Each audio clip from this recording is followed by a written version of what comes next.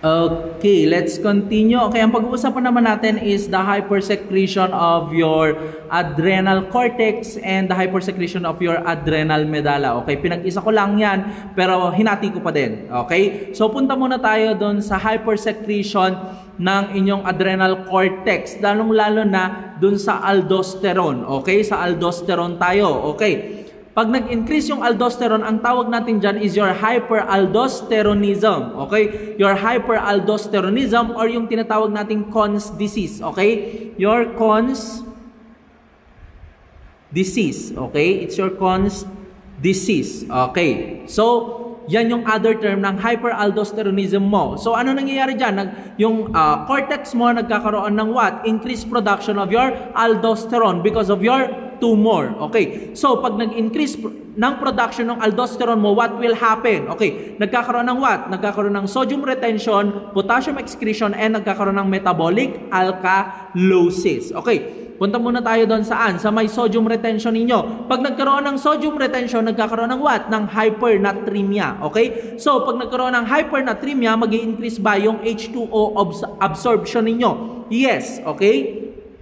Pag nag-increase yung H2O absorption, nag-i-increase ba ang blood volume? Yes. Pag nag-increase ang blood volume, mag-i-increase ba ang BP?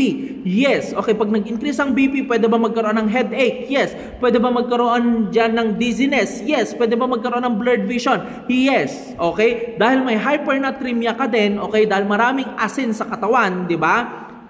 Ma-activate ba yung thirst center mo? Yes, excessive thirst yung mararamdaman mo.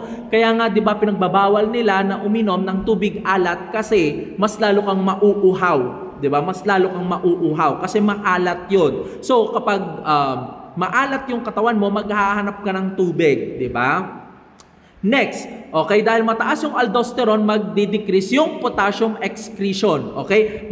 Mag-i-increase yung potassium excretion, I should say. Okay? Dahil nag-increase yung potassium excretion, what will happen to your potassium? Magde-decrease. Okay? So, anong tawag doon? It's your hypokalemia. Okay? It's your hypokalemia. Now, pag nagkaroon tayo ng hypokalemia, pwede ba magkaroon dyan ng weakness, fatigue, and your muscle cramps? Yes. Okay? Pwede ba magkaroon dyan ng dysrhythmia? Yes. Okay? So, ano makikita mo kapag may hypokalemia? Okay, sa ECG tracing mo, okay, sa dysrhythmia mo, okay, presence of your U wave, okay, presence of your U wave, okay, and then metabolic alkalosis. So yan yung nangyayari if your patient is suffering from what?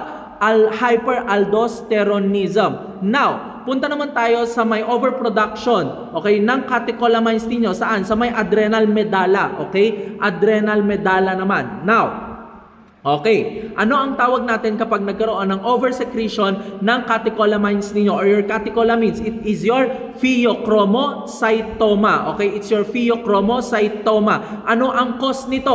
Okay, it's tumor. Okay, it's tumor. So ano yung diagnostic marker na pwede natin gamitin dito? It's your plasma metanephrines. Okay, your plasma metanephrines. Okay, so anong klaseng diagnostic imaging naman ang gagamitin natin? It's your MRI. Okay, it's your MRI. Now, dahil nag-increase yung catecholamines niyo or your catecholamines, okay, what will happen? Nagkakaroon ng SNS hyperactivity or your sympathetic nervous system hyperactivity. Okay, so pag nagkaroon ng hyperactivity ng SNS ninyo, what will happen? Okay, nagkakaroon ng panic, okay, nagkakaroon ng tremor, pwede magkaroon ng anxiety and your nervousness.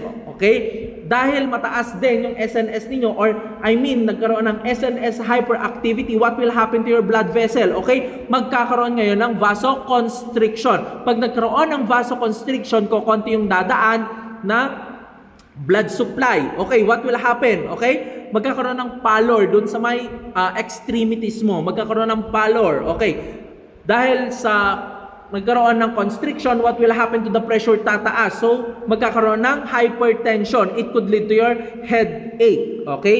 Dahil may SNS hyperactivity, okay, nagkakaroon ng stimulation ng adrenergic receptors ninyo, kaya nagkakaroon ng tachycardia and your palpitation. Okay? Dahil oversecretion ng catecholamines ninyo, okay, tawag dito, yung eccrine gland ninyo, okay, yung eccrine gland, dahil sobrang taas ng secretion, okay, ng SNS niyo, it could lead to your diaphoresis or your sweating. Okay, it could lead to your diaphoresis or your sweating. Okay, so yun naman yung nangyayari kapag sobrang taas ng catecholamines niyo or your catecholamines. Okay, so yan yung mga diseases kapag nag-increase yung aldosterone and your catecholamines. Okay, saan? Sa adrenal gland because of your tumors. Okay, because of your tumors. Okay.